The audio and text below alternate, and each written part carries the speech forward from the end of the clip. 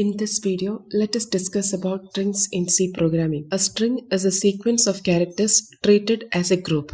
A string constant consists of sequence of characters enclosed within a pair of double quotes. For example, programming language. When we write a single character inside double quote, it becomes string. Example, the letter C inside double quote is a string. Similarly, digits or any other symbols written inside double quotes is a string. Here 2 is not a number but it is a string. A string constant may consist of any combination of letters, digits and white spaces. A string is terminated by a special character called null character represented by /0. Since strings are group of characters, one-dimensional array is used to store a string. Consider the string programming language. It will be stored in a character array in which each character occupies one array location. Space is also treated as a character, hence it takes 1 byte of memory. The compiler automatically insert /0 at the end of the string. Consider another string C. In order to store the string, we need an array of size 2. C will be stored in the first location and /0 will be stored in the second location. The syntax for declaring variable for storing string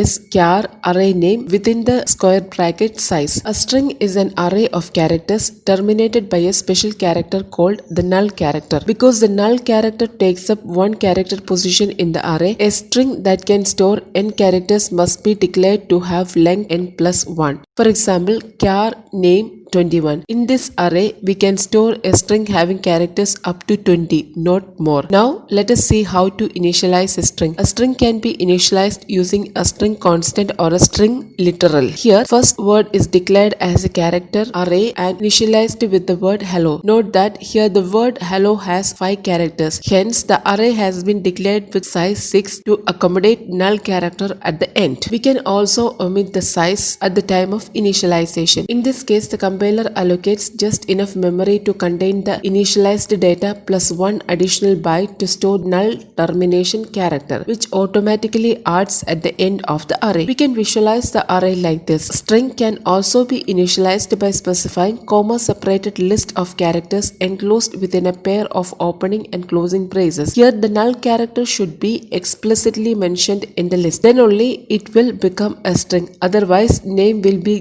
just a character array. It will be stored in the memory like this. In this case also we may omit the size. Compiler automatically allocates the required amount of memory. Now let us see how to print a string. The library function printf can be used to write a string using the conversion specifier %s. Let us see an example. Here word has been declared as a character array and initialized with the string constant hello world. Printf %s word will give the output hello world on the screen. Now let us see how to read a string. The library function scanf can be used to read a string. The format conversion specifier for a sequence of non-white space character is %s. Let us take this example. Name has been declared as a character array of size 10. Printf, enter your name.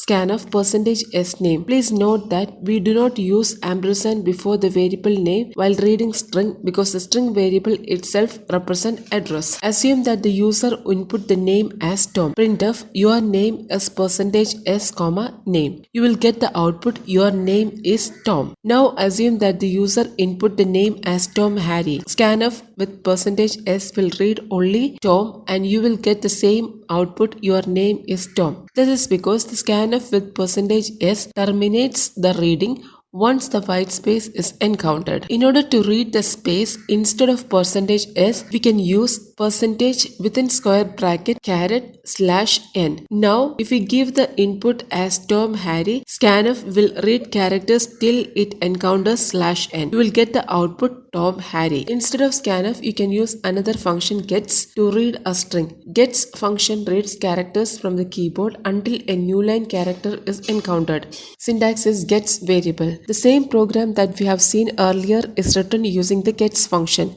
Here instead of scanf, we use gets name. If you enter the input as Tom Harry, you will get the output your name is Tom Harry. Gets function is also declared in stdio.h. Another function for printing a string is puts.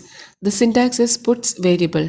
The same program using gets and puts is shown here. Gets read the string and store it in the variable name. Assume that the user inputs the value Tom Harry, puts print the content of the array name on the screen. You will get the output Tom Harry. Let us see certain things that cannot do with strings. Assume that name1 and name2 are two strings. We cannot copy one string to another string using assignment operator. We can initialize a string with string constant at the time of declaration. We cannot assign the string constant to a string variable later using assignment operator. Similarly, you cannot compare two strings with comparison operators such as less than or equal to, greater than and greater than or equal to find which precedes the other lexicographically. For example, name1 less than name2 will simply check whether the starting address of name1 in memory is smaller than the starting address of name2 in memory. You cannot compare two strings for equality using equal to operator. Name1 equal to name2 is true only if they have the same address. It does not compare the content of the two string variables.